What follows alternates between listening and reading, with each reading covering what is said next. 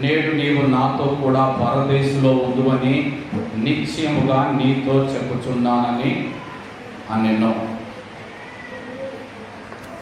ఈ యొక్క రెండవ మాట ప్రభువైన యేసుక్రీస్తు దొంగతో సెలవిచ్చినటువంటి మాట. మొదటి మాట క్షమాపణ, రెండవ మాట పరదేశు. నేడు నీవు నాతో కూడా పరదేశులో ఉందువని నిశ్చయముగా నీతో చెప్పుచున్నాను. ప్రభు ఒక మాట చెప్పాడంటే అది ఖచ్చితంగా, నిశ్చయముగా, అంటే 100% నెరవేర్చబడుతుంది అని ఆయన నిర్ధారణ చేస్తున్నాడు. అందుకే ఒకవేళ దొంగకి ఏమన్నా సందేహం కలుగుతుందేమో, ఏమో ప్రభు ఏదో నా ఆత్మసంతృప్తి కొరకు చూస్తానులే, ఉంటావులే, నేను నాతో కూడా తీసుకెళ్తానులే అని సందేహం ఏమైనా కలుగుతుందేమో అనుకొని ప్రభు ముందుగానే అంటున్నాడు, నిశ్చయముగా, ఖచ్చితముగా నీవు నాతో కూడా నేడే పరదేశంలో ఉందు అని చెప్పాడు. గమనించండి, పరదేశం కావాలి అంటే ఊరికినే రాదు. పరదేశంలోనికి ప్రవేశము కావాలంటే ప్రయాసపడి భారం మోయిచున్న సమస్త జనులారా నా యొద్దకు రండి, నేను మీకు పరదేశం అనుగ్రహిస్తాను చెప్పాడా? విశ్రాంతి మట్టుకే. పరదేశం కావాలి అంటే మొదట క్షమాపణ జరగాలి. అందుకే మొదటి మాట క్షమాపణ, తర్వాత పరదేశు. పరదేశంలోనికి ప్రవేశము కలిగించబడాలి. పరదేశంలోనికి ప్రభుతో చేర్చబడాలంటే ముందుగా క్షమించబడాలి. క్షమాపణ దొరికితేనే. అందుకే యేసుక్రీస్తు సిలువలో ఆల్టర్ కాల్ ఇచ్చాడు. బలిపీఠము నుండి ఒక పిలుపునిచ్చాడు. ఆ అపరాధ పరిహారార్థ బలిపీఠం మీద నుండి ఒక క్షమాపణను ప్రకటించాడు. తండ్రి, వీరేమి చేస్తున్నారో వీరెరగరు కనుక వీరిని క్షమించు. అందరికి ఇచ్చాడు ఆల్టర్ కాల్. అందరికీ అంటే అక్కడ తనను హింసిస్తూ తనకు వ్యతిరేకముగా ఉన్న వారికి ఇచ్చాడు. అందులో ఈ దొంగ పేరేమైనా ఉందా? బందిపోటు దొంగకు మాత్రమే సపరేట్గా నేను నిన్ను క్షమిస్తున్నానని చెప్పాడా? లేకపోతే నీ కొరకు తండ్రిని క్షమించమని అడుగుతున్నానని చెప్పాడా? ఆల్టర్ కాల్ ఇచ్చినప్పుడు అది సమూహానికి ఒకేసారి ఇచ్చేస్తాడు. అంతే తప్ప పేరు పేరున రాదు. అయ్యో నా పేరు లేదే, అయ్యో ఇది నా కొరకు కాదే, ఇది నా కొరకేనా, ఈ పిలుపుకు నేను యోగ్యుడనా, ఇవన్నీ ఉండవు. దొంగకి ఇవన్నీ ఉన్నాయా? దొంగ ఇవన్నీ గమనించాడా? ఈ క్షమాపణ నా కొరకే చెప్పాడా? ఈ క్షమాపణ నా గురించే చెప్పాడా? నన్ను గురించే తండ్రిని ఏమైనా వేడుకుంటున్నాడా? తండ్రిని వేడుకున్నది నా గురించేనా అని ఆయనకు అవన్నీ సందేహాలు రాలే. ఆయనకున్నది ఒకటే ఒకటి, క్షమాపణ అడిగాడు. ఆ క్షమాపణ నేను పొందుకున్న వాడనిగా నీ రాజ్యములో ప్రభువా నన్ను జ్ఞాపకం చేసుకొని నేను అడుగుతాను, అడిగితే ఆయన ఏమి సమాధానం ఇస్తాడో అది ప్రొసీజర్, అది క్రమం. అంటే ఊరికేనే నా దగ్గరికి వచ్చేయండి నేను ఇచ్చేస్తానని ఎవ్వరు ఎక్కడ ఏది జరగదు. ప్రభు దగ్గర కూడా జరగదు. మొదట నీకు పరదేశం కావాలి అంటే మొదట క్షమాపణ కావాలి. ఆ క్షమాపణ అనేటువంటి ఆల్టర్ కాల్, ఆఫర్ లెటర్ నీకు ఇచ్చినప్పుడు నువ్వు యాక్సెప్ట్ చేయాలి. దాన్ని నువ్వు యాక్సెప్ట్ చేసి నీ కాన్సెంట్ మళ్ళా యజమానికి ఇవ్వాలా.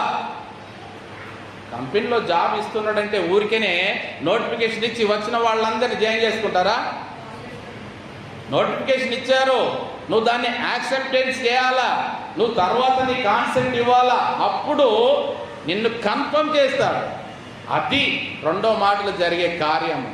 ప్రభువు క్షమాపణనిచ్చాడు, ఆ దొంగ పొందుకున్నాడు, తన కాన్సెంట్నిచ్చి అడిగాడు, ప్రభు కన్ఫర్మ్ చేస్తున్నాడు, నేడు నీవు నాతో కూడా పరదేశంలో ఉందువని. అందుకే చూడండి, గమనించండి ఒక మాట, యోహాను సువార్త 19వ అధ్యాయము 19వ వచనం. మరియు పిలాతు యూదుల రాజైన నజరేయుడగు యేసు అను పై విలాసము రాయించి సిలువ మీద పెట్టించెను. యేసు సిలువ వేయబడిన స్థలము పట్టణములకు సమీపమై ఉండెను. అది హెబ్రీ, గ్రీక్, రోమా భాషల్లో వ్రాయబడినది కనుక యూదులలో అనేకులు దానిని చదివిరి. నేను యూదుల రాజులని వాడు చెప్పినట్టు వ్రాయను గాని యూదుల రాజుని వ్రాయవద్దని యూదుల ప్రధాన యాజకులు పిలాతుతో చెప్పగా, పిలాతు నేను వ్రాసినదేమో వ్రాసి తిననేను.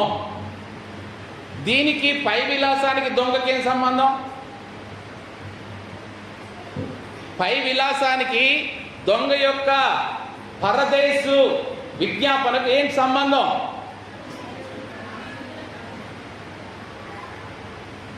యూదులకు రాజు అంటే గమనించండి, ఎందుకు అక్కడ సిలువ మీద పై విలాసం అంటే ఏం లెటర్లు కనబడతాయి మనకు? ఏం లెటర్లు కనబడతాయి? INRI. యూదుల రాజు నజరేయుడగు యేసు. ఈ విలాసము రాయించి పెట్టాడు పిలాతు. అసలు అక్కడ ఉండాల్సిన ఆ ప్లేట్ మీద ఉండాల్సిన మ్యాటర్ ఏంటి తెలుసా? అసలు ఆ శిలువ మీద బోర్డు ఎందుకు పెడతారు? INRI బోర్డు ఎందుకు పెట్టారు? ఆ బోర్డు మీద ఏమి రాస్తారు? ఎందుకు రాస్తారు?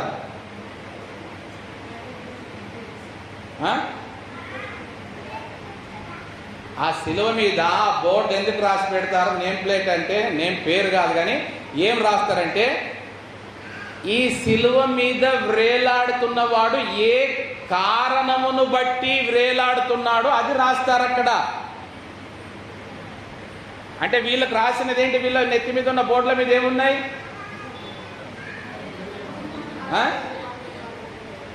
బందిపోటు దొంగ.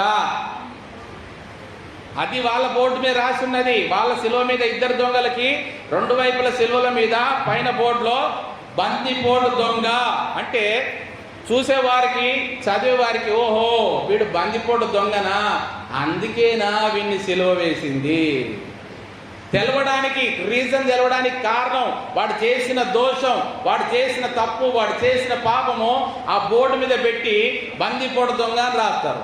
మరి యేసు ప్రభుకి ఏం రాయాలా? రాయడానికి ఏమి దొరకక పిలాతుకి కానీ హేరోదుకి కానీ ప్రధాన యాజకులకు కానీ ఏ నేరము దొరకక, ఏ నేరము రాయాలో తెలియక, ఏ నేరము క్రింద ఆయనను సిలువలో వ్రేలాడదీస్తున్నామో తెలియక పిలాతు ఏమంటే రాపించాడంటే యూదుల రాజు నజరేయుడగు యేసు అని రాయించాడు. అయినా తప్పుపడుతున్నారు ఎవరు?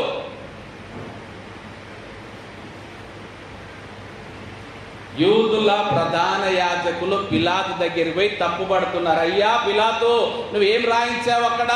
యూదుల రాజు నజరేయుడని యేసు రాయించావు, అక్కడ అది కాదు ఉండాల్సింది, నేను యూదుల రాజునని వాడు చెప్పుకున్నట్టుగా రాయమంటున్నారు. అంటే ఇప్పుడు వీళ్ళ ఉద్దేశం ఏంటంటే ఈయన తనకు తానే యూదులకు రాజు అని చెప్పుకుంటున్నాడు, కానీ మేము ఒప్పుకోవట్లేదు. అది వాళ్ళ వర్షన్. మేమే యూదులకు రాజుగా ఒప్పుకుంటే ఈయన శిలువ మీద ఎందుకుంటాడు? మేము ఒప్పుకోవట్లేదు, ఈయన యూదుల రాజు అనే మేము ఒప్పుకోవట్లేదు, ఈయన నజరేయుడని యేసు అని మేము ఒప్పుకోవట్లేదు. అలాంటప్పుడు నువ్వు ఎలాగ రాస్తావు?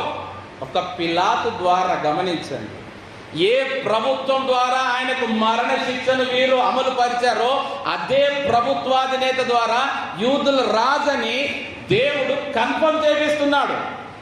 నజరేయుడని యేసు అని ఆయనతో రాయించాడు. అయితే దీనికి దొంగకు ఏంటి సంబంధం అంటే, మనకు బైబిల్లో రాయబడలేదు కానీ కొన్ని పురాతన గ్రంథాల్లో, బైబిల్ చరిత్రలో వాటిలో రాయబడిన సందేశం ఒక కథగా చెప్తారు. ఏంటంటే ఆ దొంగ ఆ బోర్డును చదివినప్పుడు, పై విలాసంను చదివినప్పుడు యూదుల రాజు నజరేయుడగు యేసు అని చదివినప్పుడు ఆయనకు గుర్తొచ్చిందంట తన గతం. నేను బైబిల్ ప్రకారం అని చెప్పట్లేదు, నేను అర్థం కావడానికి చెప్తున్నా. ఎందుకంటే ఆ బందిపోటు దొంగ ఒక్కటేసారి కాలేదు, చిన్నప్పటి నుండే దొంగతనాలు చేస్తూ చేస్తూ పెరిగిన వాడైతే ఆయనను తీసుకెళ్ళినటువంటి ఒక మూట కూడా నజరేత్ అనే ఊరిలో దొంగతనం జరిగించారంట. ఎందుకు? నజరేత్ అనే ఊరిలో గొప్ప ధనవంతులు ఎవరున్నారు? యేసు క్రీస్తు ఇంటికి వచ్చిన జ్ఞానుల ద్వారా బంగారం, సాంబ్రాణి, బోలం చాలా ఉన్నదట. మనం వాళ్ళ ఇంట్లో దొంగతనం చేస్తే మనకు సమృద్ధి బంగారం దొరుకుతుందని చిన్నప్పుడు ఈ దొంగ చిన్నగా ఉన్నప్పుడు అప్పుడే మెంబర్గా అయిపోయి వాళ్ళతో వెళ్ళి నజరేత్ అనే ఊరిలో యేసుక్రీస్తు అనే రాజు పుట్టాడంట. ఆయన చూడడానికి తూర్పు దేశం నుండి జ్ఞానులు వచ్చారంట. ఒంటల మీద సమృద్ధిగా బంగారు, సాంబ్రాణి, బోలం కానుకలు అర్పించారట. మనం ఎక్కడెక్కడికో వెళ్ళి దొంగతనాల కోసం ప్రయత్నం చేయాల్సిన అవసరం లేదు. మన టార్గెట్ దొరికింది, మనకు పోదాం వాళ్ళ ఇంట్లో దొంగతనం చేద్దామని.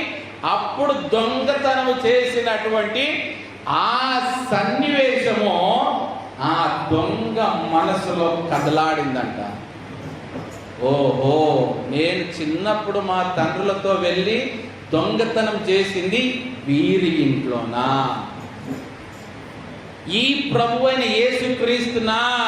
ఈ బాలుడు జన్మించినప్పుడే ఈయన కొరకు జ్ఞానులు వచ్చారంటే ఈయన నిజంగా ఎంత గొప్పవాడు దొంగకు అర్థమైంది. అది ఈ యేసుక్రీస్తును మాతో పాటు సిలువేస్తున్నారు, కానీ ఈయన చిన్నగా బాలుడుగా 1 సంవత్సరం 2 సంవత్సరాలు ఉన్నప్పుడే ఈయన కొరకే ఒక తూర్పు దేశం నుండి జ్ఞానులకు అంత విలువైన కానుకలు తీసుకొచ్చారంటే ఈయన మామూలు వ్యక్తి కాదు. ఈయనకు యూదులకు రాజుడు. నజరేయుడగు యేసు అంటే ఈయనేనా? వీళ్ళింటిలోనైనా మేము దొంగతనం చేసింది కాబట్టి ఈయన రాజుగా ఉన్నాడు. కాబట్టి ఇక నా బందిపోటు దొంగ జీవితం ఎలాగూ సమాప్తం అయిపోతుంది. ఇంకో కొద్ది గంటల్లో అయితే నేను ఎలాగో సిలువలో చనిపోతాను, నేను సమాధి చేయబడతా. కానీ ఈ జీవితం ఎట్లాగో వ్యర్థమైపోయింది. కానీ ఏదో ఈయన క్షమిస్తా అంటున్నాడు కదా, ఈయన క్షమించానంటున్నాడు కదా, క్షమాపణ ప్రార్థన చేశాడు కదా, ఈయనతో వెళ్ళి ఉంటే, ఈయనతో కలిసి ఉంటే నా బందిపోటు దొంగ పాప జీవితానికి ఒక మేలైన కలుగుతుంది. ఇది ఆ దొంగ యొక్క ఆలోచన. ఆయన ఏమి సువార్త విని కాదు నీ రాజ్యంలోనికి నన్ను ప్రవేశం చేసుకోమని. మన లెక్క సంవత్సరాలు బైబిల్ పట్టుకొని చదివి ప్రసంగాలు విని ఆన్లైన్ ప్రేయర్లు చేసి మార్పు రాలా. ఆయన ఆలోచన ఇదంతా ఏమీ లేదు. ఒక్కటే ఆలోచన, నా ఈ పాప జీవితం ఎలాగూ మరణిస్తున్నా కానీ ఈయన పరిశుద్ధుడుగా ఉన్నాడు, ఈయనకు రాజుగా ఉన్నాడు అంటే ఈయనకు ఒక రాజ్యం ఉన్నది. ఆ రాజ్యం ఏంటో కూడా తెలియదండి ఆ దొంగ అడిగినప్పుడు. మనమేమో అన్ని తెలిసి అడగలేకపోతున్నాం, కానీ ఆయన ఏమి తెలియక అడుగుతున్నాడు. ఆయన రాజ్యం ఏంటో తెలియదు, ఆయన ఎక్కడ రాజో తెలియదు, ఆ రాజ్యం ఎలాగుంటుందో తెలియదు. కానీ ఈ రాజ్యం కంటే నేను ఆయన రాజ్యంలో ఉంటే నాకు మేలు. ఆ ఒక్క ఆలోచన ఆయనకు మేలు చేసింది. ఆ ఒక్క తలంపే ఆయన జీవితాన్ని మార్చివేసింది. నేటికి కూడా 1000 సంవత్సరాలు గడిచిపోతున్నా ఇప్పటికీ ఆయనని జ్ఞాపకం చేసుకుంటున్నామంటే ఒక్క ఆలోచన, మార్పుతో కూడిన ఒక్క ఆలోచన, మార్పుతో కూడిన ఒక పరివర్తన కూడిక.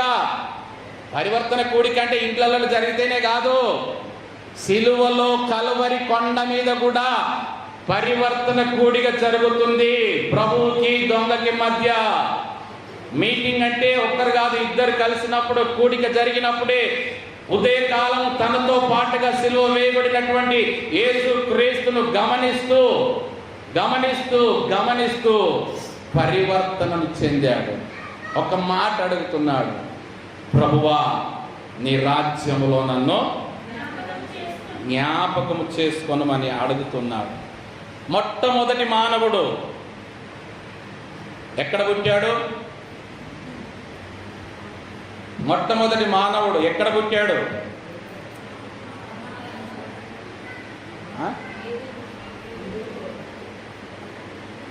అసలు మొట్టమొదటి మానవుడు ఎవరు? ఆదం. ఎక్కడ పుట్టాడు? మరి దానికి సంశయం ఎందుకు? దానికి సందేహాలు ఎందుకు? ఏదేను తోటలో పుట్టాడు, ఏదేను తోటలో పెరిగాడు, ఏదేను తోటలో నుండే వెళ్ళగొట్టబడ్డాడు. ఏదేనులో పుట్టాడు, ఏదేనులో పెరిగాడు, ఏదేనులో నుండి వెళ్ళగొట్టబడ్డాడు. వెళ్ళగొట్టబడిన ఆ ఏదేను తోటలోనికి ప్రవేశం కల్పించబడాలి అంటే, వెళ్ళగొట్టబడేటప్పుడు, వెళ్ళగొట్టిన తర్వాత ఆ తూర్పుకు జీవవృక్షములకు వెళ్ళే మార్గమున ఇటు అటు తిరుగుచున్న 2 ఖడ్గజ్వాలలను కాపలా పెట్టాడు. 2 అగ్ని ఖడ్గజ్వాలలు, అగ్నితో కూడుంటే ఖడ్గజ్వాలలు ఎప్పుడు ఆ ద్వారం దగ్గర అటు ఇటు తిరుగుతుంటాయి. ఎవరు లోపలికి వెళ్ళాలనుకున్నా కూడా ఈ ఖడ్గజాలలకు బలి కావలసిందే. క్షమాపణ లేకుండా ఎవరు లోపలికి వెళ్ళడానికి లేదు. ఆ ద్వారం తెరవబడాలంటే మొదట ఆ ఖడ్గజ్వాలలకు ఆహుతి కావలసిన వాడు ప్రభువైన యేసుక్రీస్తు. ఆ తర్వాతనే తిరిగి ఏదేను తోటలోనికి ప్రవేశం. అది ఇక్కడ మొట్టమొదటి మానవుడైన ఆదాము ద్వారా ఏదేనులో నుండి వెళ్ళగొట్టబడితే, కడపటి ఆదామైన క్రీస్తు ద్వారా మరలా తిరిగి ఆ ఏదేను అనే పరదేశంలోనికి ప్రవేశం కల్పించబడుతుంది. అది ఒక దొంగ ద్వారా.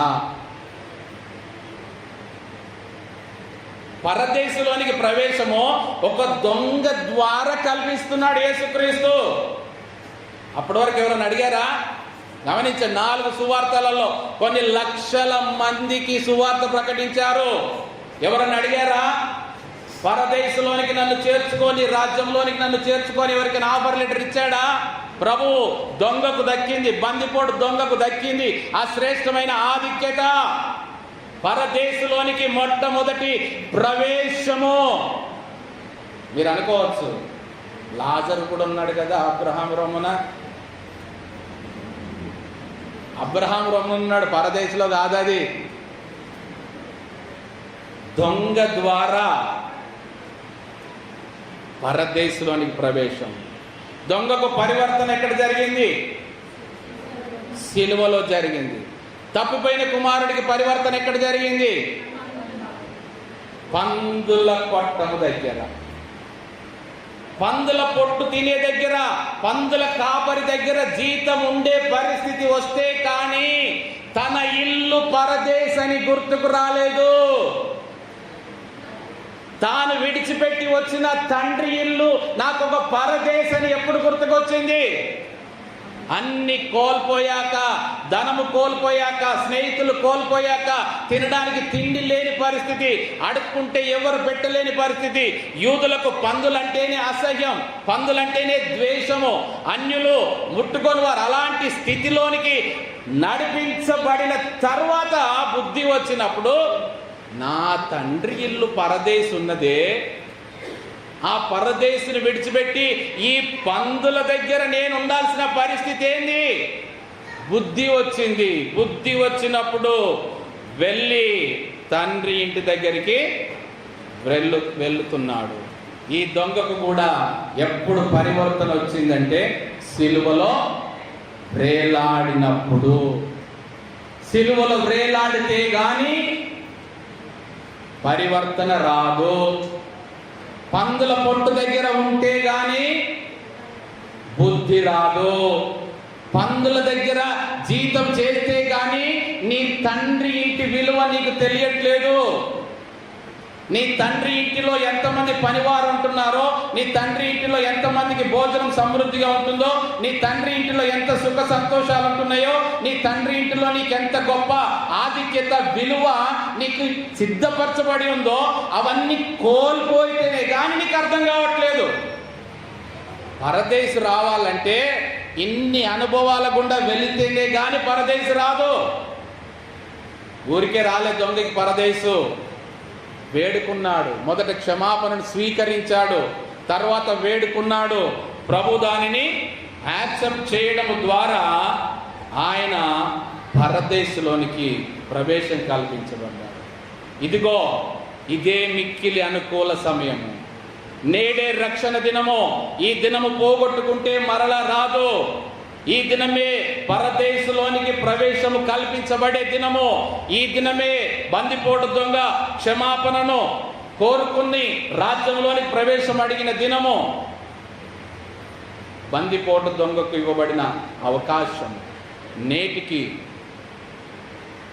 సంవత్సరాలుగా ప్రతి గుడ్ ఫ్రైడే నాడు ప్రభు ఇస్తున్నాడు. ఎవరికైనా ఒక్కరికైనా ఆ బందిపోటు పొందుకున్న ప్రవేశము పొందుకుంటారా అని సంఘం వెలుపలి వారికి ప్రభు ఇప్పటికీ కూడా ఇంకా సిలువలో వ్రేలాడుతూ కూడా ఆయన క్షమాపణను ప్రకటిస్తూ ఉన్నాడు. అలాంటి వారు ఒక్కరైనా రక్షింపబడాలి. నేను ఈ దినమున జ్ఞాపకం చేస్తున్నాను. పోయినసారి గుడ్ ఫ్రైడేకి సంఘ కమిటీ వాళ్ళందరూ కూడా ఒక ప్రామిస్ చేసుకున్నారు. మరి ఎంతవరకు నిలుపుకున్నారు? వచ్చే గుడ్ ఫ్రైడే వరకు ఒక్క ఆత్మనైనా ప్రభు మందిరానికి నడిపిస్తే అదే మనం అయ్యగారికి ఇచ్చే బహుమానమని మీ ఇష్టపూర్తిగా మీరే తీర్మానం చేసుకొని ప్రకటించుకున్నారు. సంవత్సరం గడిచిపోయింది. ప్రభు ఆ ఒక్క వ్యక్తి, ఆ ఒక్క ఆత్మ ఎవరా అని ఎదురు చూస్తుండగానే సంవత్సరాలు గడిచిపోతున్నాయి. ఇంకా ఎన్ని సంవత్సరాలు మనము ఇక్కడ ధ్యానం చేసుకుంటూనే ఉందాం? బందిపోటు దొంగల్ని ఎప్పుడు పరదేశంలోనికి తీసుకొద్దాం? ఇంకా వారు బందిపోటు దొంగలుగానే సిలువలోనే వేలాడుతూనే ఉండాలా? వారికి ప్రభువును పరిచయం చేయకూడదా? ప్రభు యొక్క పరలోక రాజ్యాన్ని వారికి రుచి చూపకూడదా? వారికి కూడా మనతో పాటుగా అర్హులను చేద్దాం. అట్టి కృప ప్రభు మనందరికీ దయచేయును గాక.